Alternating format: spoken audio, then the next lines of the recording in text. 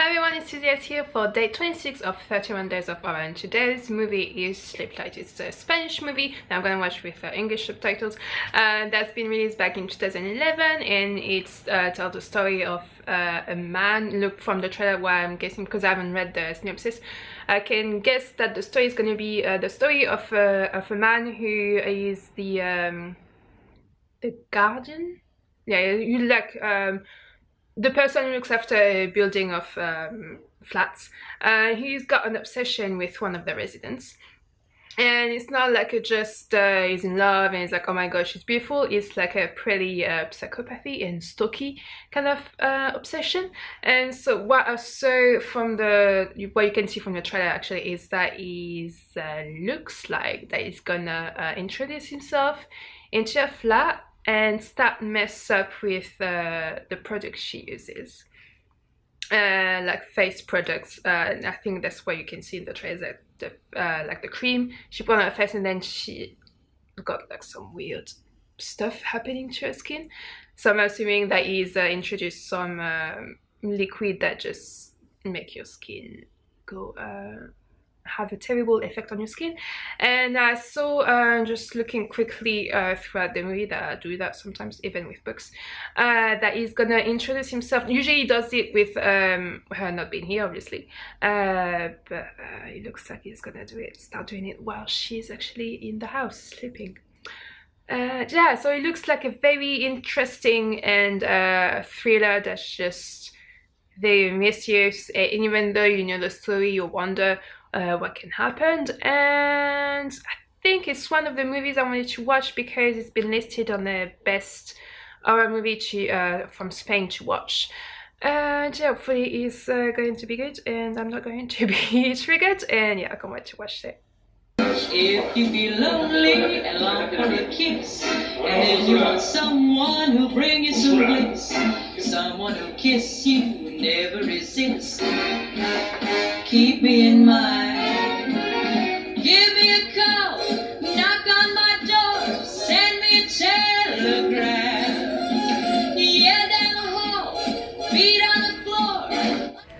Well, that was good. That was quite a movie. The guy is such a sociopath. That's just I don't want to spoil too much, because I think that's what I said like earlier, that you kind of know what's gonna happen with the trailer, but you really don't know what this guy is gonna do watching the movie and what he's done before. And so I think what I've said it earlier in the trailer about the trailer was that he appeared that he started to put a thing in his in her body cream, but it wasn't just the body cream, was pretty much everything she uses on her skin. And that it appeared that he was very obsessed with her, and then he was starting to visit her while she was in a flat while she was sleeping. But no, he hasn't started.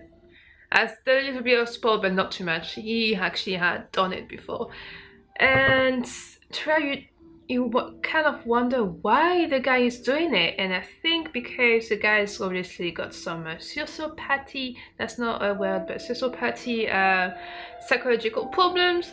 The only way for him to be happy is to make everyone else, like a peculiar person, unhappy and very sad. And yeah, it's like, I think that's what I like about that movie, is that you knew kinda what was going to happen, but you didn't know how bad it was going to be. And yeah, or something I really wanted to say, in case you want to watch that movie, if you have some PTSD linked to some sexual harassment, sexual assault, that's a bit of a spoiler as well, but you need to know that it can be triggering. Personally, wasn't triggered, surprisingly, although I have been sexually harassed and followed in the street by a strange guy not too long ago. I think it was like last week.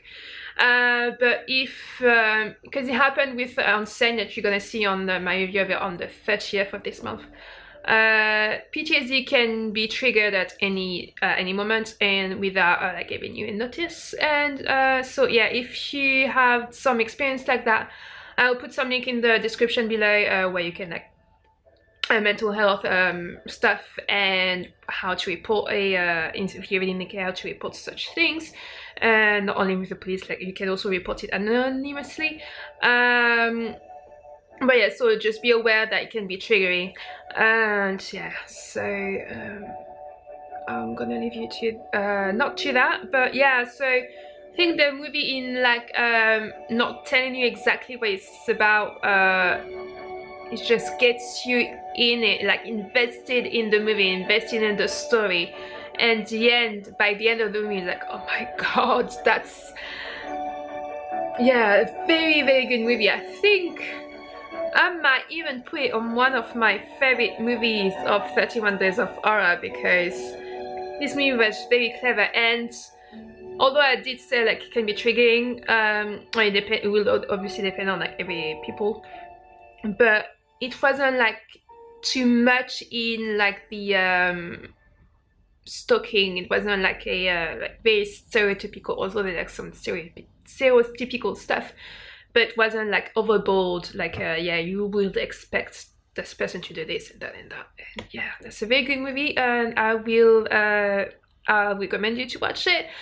Yeah, with a bit of popcorn. I know I do like show you what I eat before movies, but like most of people going to the movies, I had ate everything before, like in a very, very quick amount of time. And yeah, watch the movie, do tell me what you think of it in the comments. Do give me some movie recommendation as well, just for future, maybe for next year 31 Days of Horror, or just like in general. I like recommendations. And as usual, I will put also, if you want to practice your English, vocabulary and stuff, link down in the description to help you with some vocabulary. And I will see you tomorrow for day 27 of 31 Days of Horror. Bye!